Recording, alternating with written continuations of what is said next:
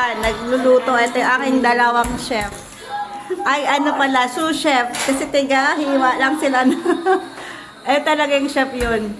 Si Hana. Si Hana, yung nagluto ng breakfast is, anong breakfast? Uy, ano yan? Si Joshua kasi. Ayan, magugas ka ng ano.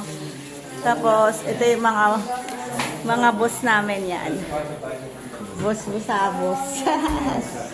O, galingan nyo dyan maghiwa, ha? Si Kim at saka si Trisha. Si Hannah at saka si Josh ang nag-aalos na kung ano-ano. Ayan, ano nangyari? Bakit parang may mga itim-itim siya? Nasang sabon na to. Ay, okay lang yan. Kaya malinis na yan ngayon.